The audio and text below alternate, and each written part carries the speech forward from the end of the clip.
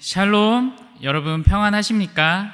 오늘은 부활주일이 지난 다음 월요일 아침입니다. 오늘 본문은 총 3가지 부분으로 나뉘어집니다. 첫 번째는 도마를 제외한 제자들에게 부활하신 예수님이 나타나시는 장면입니다. 제자들은 예수님의 죽음으로 인해 두려움이 가득했습니다. 그래서 마리아가 예수님이 부활했다는 소식을 전했음에도 불구하고 그들은 문을 걸어 잠그고 있었습니다. 유대인들에게 박해를 당할 것이 두려웠기 때문입니다. 그런 상황에서 예수님은 제자들에게 나타나십니다. 그리고 그들에게 평강이 있을지어다 라고 말씀하십니다. 부활하신 예수님의 모습을 본 제자들은 두려움과 근심에서 벗어나 기뻐하였습니다. 이들에게 평강과 기쁨이 생겨난 것은 예수님이 요한복음 14장과 16장에서 미리 말씀하신 것이 이루어지는 장면입니다. 세상이 줄 수 없는 평안을 주시고 지금은 근심하지만 다시 보게 되는 날 너희 마음이 기쁘고 이 기쁨을 아무도 빼앗지 못한다 라고 말씀하셨습니다. 두려움에서 기쁨과 평안으로 바뀐 제자들에게 예수님은 다시 한번 제자들을 세상으로 파송하시는 말씀을 하십니다. 그러면서 숨을 내쉬며 성령을 받으라 라고 말씀하십니다. 세상에 제자들만 보내는 것이 아니라 그들이 예수님을 전할 수 있는 능력을 주시는 분인 성령님을 제자들에게 보내주실 것을 다시금 말씀하십니다. 숨을 내쉬며 성령을 받으라 라고 말씀하시는 모습은 창세기 2장 7절에 나오는 사람의 코에 생기를 불어넣는 창조의 모습을 떠오르게 합니다. 그래서 더 이상 어둠에 거하고 죄의 권세 아래에 있던 사람들에게 그들을 건져주셔서 새 창조를 통해 빛에 거하게 하시고 예수님의 권세 아래에 거하는 새로운 공동체가 되었음을 보여주시는 것입니다. 이제 그들이 전하는 복음을 통해 예수님을 믿는 자들은 죄사함을 받게 될 것이고 그들이 전하는 복음을 거부하는 자들에게는 죄가 그대로 있어서 훗날 심판을 받게 될 것입니다. 두 번째로는 도마에게도 부활하신 예수님이 나타나시는 장면입니다. 제자들은 자리에 없던 도마에게 예수님이 부활하셨다라는 소식을 알려주었습니다. 하지만 도마는 부활하신 예수님을 보지 않고는 믿지 않겠다라고 말합니다. 그러한 도마에게 예수님이 친히 다시 한번 나타나셔서 도마에게 예수님의 옆구리와 그리고 손 못자국을 보라고 말씀하셨습니다. 도마는 넣어보지도 않고 예수님임을 알아서 나의 주님이시오, 나의 하나님이시라고 고백합니다. 예수님은 요한복음 20장 29절에서 이렇게 말씀하십니다.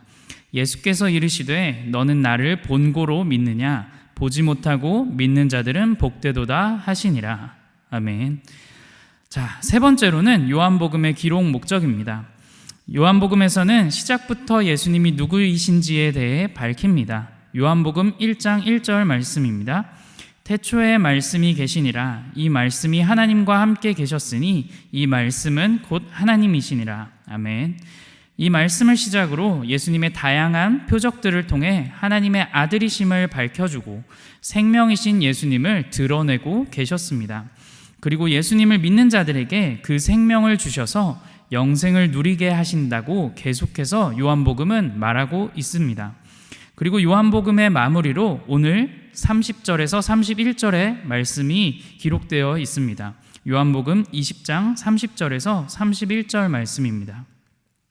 예수께서 제자들 앞에서 이 책에 기록되지 아니한 다른 표적도 많이 행하셨으나 오직 이것을 기록함은 너희로 예수께서 하나님의 아들 그리스도이심을 믿게 하려 함이요 또 너희로 믿고 그 이름을 힘입어 생명을 얻게 하려 함이니라. 아멘. 오늘 이 3가지 부분으로 나뉘어져 있는 것을 통해 우리는 무엇을 기억하면 좋을까요?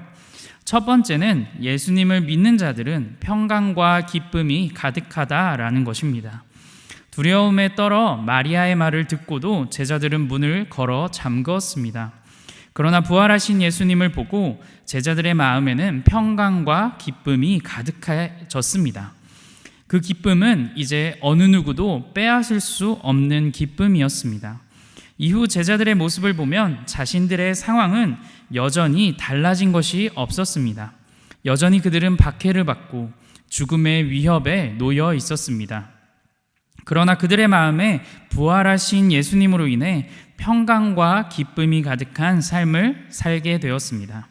그들은 다른 시각으로 자신들의 상황을 보게 되었고, 예수님이 잡혀가실 때 도망가고 부인하던 모습과는 달리 두려움이 사라지고 평안과 기쁨의 삶을 살았습니다. 예수님을 믿게 된 제자의 삶은 평안과 기쁨이 가득한 삶을 살게 됩니다. 사도 바울도 자신이 복음을 전파한 교회에게 쓴 서신서 곳곳에서 인사말로 은혜와 평강이 너희에게 있을지어다 라고 인사합니다. 평강은 예수님을 믿는 자들에게 모두 주신 것입니다. 부활하신 예수님을 보며 이 땅에서 머물러 있던 시선을 주님께로 옮겨두게 하셨습니다.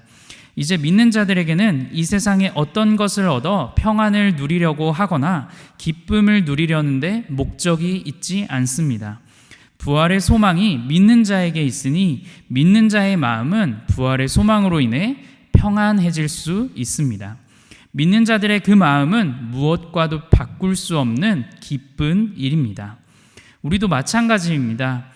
우리도 여전히 상황과 환경은 예수님을 믿는다고 해서 달라지지 않습니다. 어렵고 힘들고 두려운 상황들이 다가옵니다. 그러나 우리가 진정으로 예수님을 믿는 제자의 삶을 산다면 우리의 문제를 다른 시각으로 바라보게 하시고 우리 마음의 두려움과 불안정한 마음에서 평강과 기쁨이 가득한 삶을 살아가게 하십니다. 성도 여러분, 부활절이 하루 지난 월요일 이 시간 주 안에서 평강하십니까? 샬롬 하십니까? 기쁨이 넘치는 삶을 살아가고 계십니까? 우리 안에 부활의 소망을 주신 예수님을 기억하시면서 주님이 주시는 평안과 기쁨을 누리시는 성도님들이 되시기를 소망합니다. 혹여 예수님을 믿음에도 여전히 내 삶의 문제로 인해 힘들고 지쳐 넘어질 것 같더라도 우리에게 부활의 소망을 주신 예수님을 바라보며 나아가시기를 바랍니다. 또한 우리는 우리와 같이 보지 못하고 믿게 될 자들에게 복음을 전파해야 한다라는 것입니다. 도마에게 말씀하신 말씀을 우리 다시 한번 읽어보도록 하겠습니다. 요한복음 20장 29절 말씀입니다. 예수께서 이르시되 너는 나를 본고로 믿느냐? 보지 못하고 믿는 자들은 복되도다 하시니라. 아멘. 이 말씀은 비단 도마에게만 하신 말씀이 아닙니다. 이 말씀은 앞으로 제자들의 입술을 통해 증언된 예수님, 기록된 성경 말씀을 통해 증거된 예수님을 믿게 될 사람들에게 하시는 말씀입니다. 예수님을 직접 보지도 못하고 만지지도 못하였지만 믿으시는 우리 복된 성도님들, 예수님은 우리에게 성령님을 보내주셨습니다. 우리는 우리의 힘으로만 예수님을 증거하는 것이 아닙니다. 우리에게 있는 성령님의 능력을 의지하여 복음을 증거할 수 있습니다. 복음을 믿지 않는 자들은 여전히 죄의 문제가 그대로 있어 훗날 심판받게 될 것입니다. 그러나 우리를 통해 복음을 믿게 되는 자들은 죄사함을 받아 새 창조를 경험하게 되며 새로운 예수님이 만드신 공동체에 들어가게 되며 성령이 그들 안에 거하는 삶을 살게 될 것입니다. 하나님은 복음을 믿는 자들이 생겨나기를 바라셔서 이 요한복음을 기록하셨습니다. 우리가 이 말씀을 가지고 복음을 전할 때에 성령님을 의지하여 담대히 전할 수 있는 성도님들이 되시기를 소망합니다.